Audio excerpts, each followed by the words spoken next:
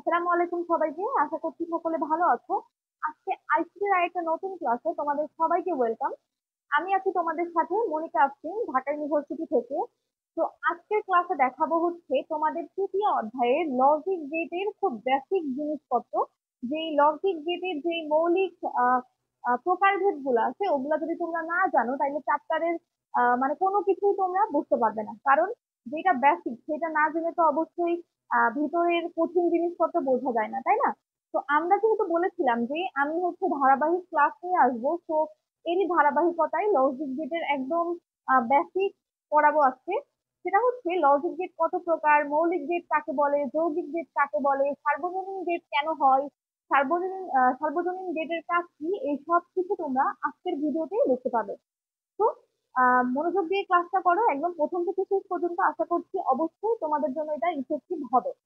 তো দেখো, logic gate মূলত হচ্ছে প্রধানত দুই প্রকার। একটা হচ্ছে মৌলিক গেট আর একটা হচ্ছে যৌগিক গেট।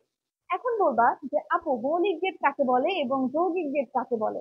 এখন যেই গেটের মধ্যে মাত্র একটা গেট থাকে সেটাকে বলা হয় মৌলিক গেট, অর্থাৎ যেই গেটটা ভাঙা যায় না, ভেঙে নতুন কোনো গেট পাওয়া যায় না, সেটাকে বলা হয় মৌলিক গেট। এখন মৌলিক গেট মূলত হচ্ছে তিন প্রকার। একটা হচ্ছে অর গেট, আরেকটা হচ্ছে অ্যান্ড গেট, আর একটা হচ্ছে নট গেট। ঠিক আছে? এখন বলবা যে আপু, অর গেটের কাজ কি, অ্যান্ড গেটের কাজ কি এবং নট গেটের কাজ কি? দেখো, অর গেট হচ্ছে যোগের কাজ করে, যোগ। ঠিক আছে? যোগ। আর অ্যান্ড গেট হচ্ছে গুণ, অ্যান্ড গেট হচ্ছে গুণের কাজ করে। আর নট গেট হচ্ছে বিপরীত, পূরক, অর্থাৎ পূরকের কাজটা করে। পূরক মানেই হচ্ছে বিপরীত। ঠিক আছে?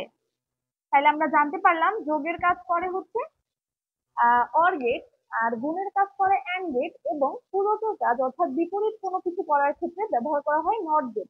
ঠিক আছে? এই গেল আমার মৌলিক গেট। এরপরে আমরা দেখব যে যৌগিক গেট কত প্রকার, এবং যৌগিক গেটের মধ্যে যে প্রকারভেদ গুলো আছে এগুলা কেন সেই সেই গেট হলো। তার মানে যৌগিক গেট হচ্ছে দুই প্রকার। একটা হচ্ছে সার্বজনীন গেট, দেখো, একটা হচ্ছে সার্বজনীন গেট আর একটা হচ্ছে বিশেষ গেট।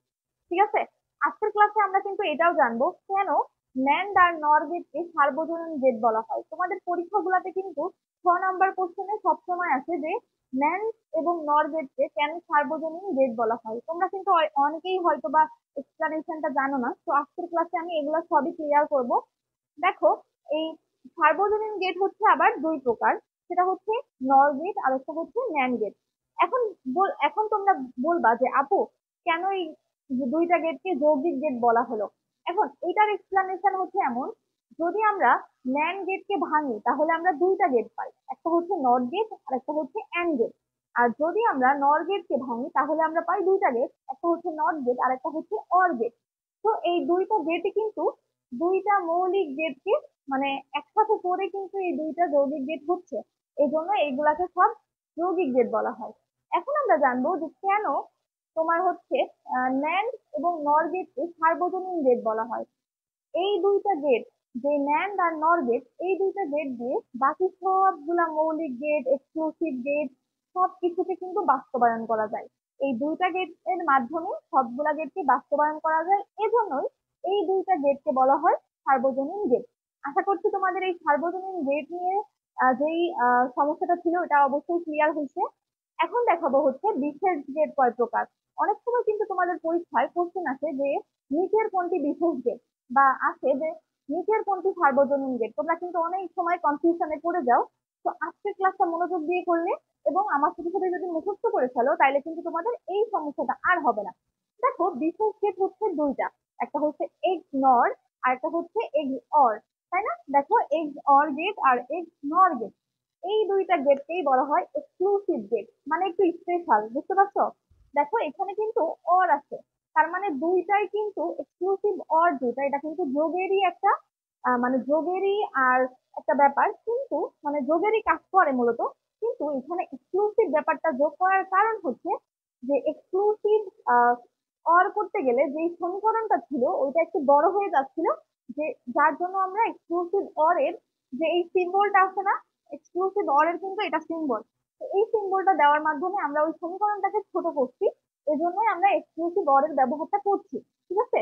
তাহলে আমরা জেনে ফেললাম যে এক্সক্লুসিভ অর গেট মানে কেন হয়, বা এক্সক্লুসিভ নর গেট কেন হয়, এবং ন্যান্ড গেট কোনটা কোনটা, ন্যান্ড গেটকে কেন সার্বজনীন গেট বলা হয়, এই সব কিছুই কিন্তু আমরা আজকের ক্লাসে শিখে ফেললাম। তো পরবর্তী ক্লাসে আবার দেখা হবে তোমাদের সাথে। আমাদের চ্যানেলটি তোমরা একটু সাবস্ক্রাইব করে রাখো, তাইলে হচ্ছে তোমাদের আমাদের পরবর্তী সবগুলা ক্লাসের নোটিফিকেশন কিন্তু তোমরা পেয়ে যাবে। ঠিক আছে? আহ তো এই পর্যন্তই আজকের ক্লাসটা ছিল। ধন্যবাদ সবাইকে।